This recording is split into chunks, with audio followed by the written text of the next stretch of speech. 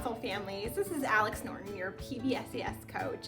And today we're talking about some common misbehaviors you might be seeing at home, some concerns that you might be having, and how you might start to address them. Keep in mind that prior to this video, there was a video that came out called The Why of Behavior.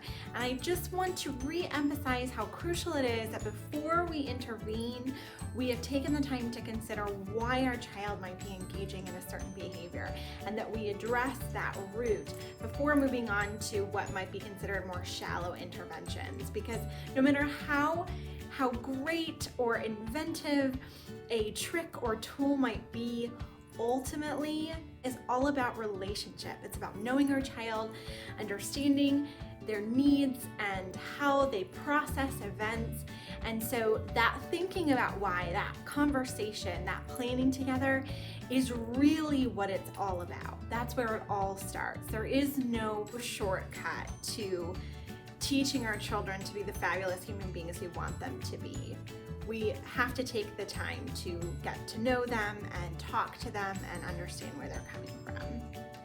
That being said, here are some ideas that you might find helpful as you work to help your child be successful in this virtual setting.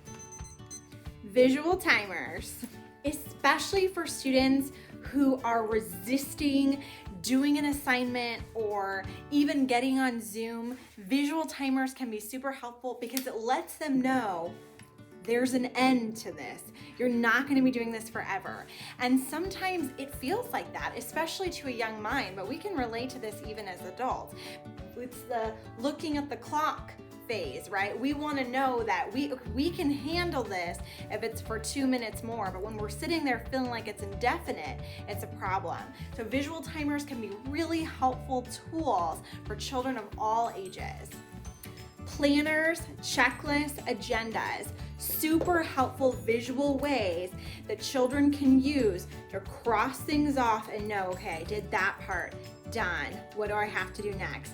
It teaches them to become owners of their own learning. And again, it helps them feel like this is just a small thing that I can manage. It takes something that sometimes can feel overwhelming and breaks it down into a little piece. Sometimes it can be really helpful to take a big assignment and to break it down with your child into small pieces. This is also something that's very fair to ask for from a teacher, to ask for help. My child's having a hard time with this assignment. It feels like a lot. Can you help us break it down? And that's something that teachers are very skillful at and can help you now. Sometimes there is just this feeling of being overwhelmed. This is going to go on forever and I don't want to do it. I want to do something else. So breaking it into smaller pieces and even separating allotted time periods and putting breaks in can be really helpful. For instance, you might have it set up with a teacher that a student is really focused, your child is really focused for 5 minutes during a Zoom meeting, and then maybe they have a little timer that goes off. The rest of the class doesn't see it.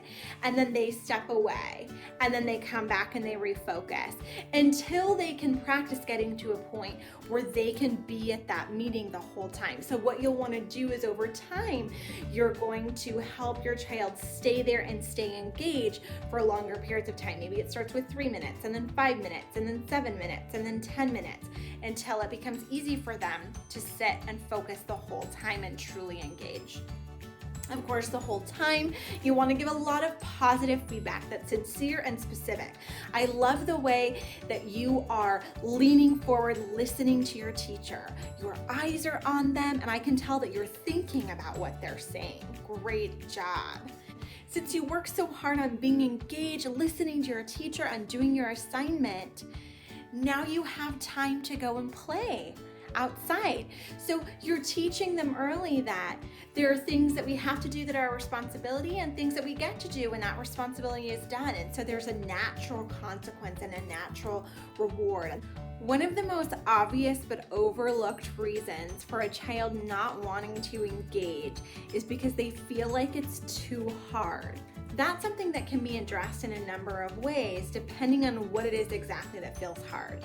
Does it feel hard because it feels difficult emotionally, it's scary, it's intimidating, it's embarrassing, or does it feel hard cognitively, like this, I feel like I can't do this, like it's too much, in which case maybe the child needs more practice with that skill. It needs to be broken down into smaller parts. That would be a great time to help your child reach out to their teacher and say, I'm struggling with this concept, can I get some more help around this? It's amazing to see how when students get the academic intervention and support, all of a sudden they're much more motivated to show up and show off what they know. It feels good to be able to master something. It is so empowering.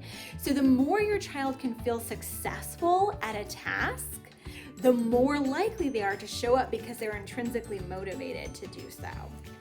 So to summarize what we've talked about here, we've talked about how when you are noticing your child engaging in a behavior that you don't like, a behavior that you don't want to reinforce, the first place you start is to consider, why are they engaging in this behavior? Which involves some thinking on your part as well as some conversation with your child. After you've come up with an idea about why they're engaging in that behavior, you have a conversation with them and you create a plan. You teach what you want to teach them. You try to correct that skill deficit, or you honor what it is that they're struggling with. And then you move forward with possible tips and tricks that might be beneficial. Those include visual timers and visual checklists and schedules, planners and agendas. It means taking assignments and breaking them up into smaller chunks. It means taking time and breaking it up into smaller chunks. It means offering encouragement and praise to reinforce that behavior that you want to see. It means reaching out to supports like your child's teacher to ask for academic support. It also means allowing for those natural consequences when your child isn't participating in a way that benefits them, so that they can see that they don't spend time on their have-tos, they lose time on their want-tos. Please let me know if there are specific needs or concerns you have. Each of our children is so different, and the strategies and interventions they need are very different. But ultimately, it always comes back to understanding their why.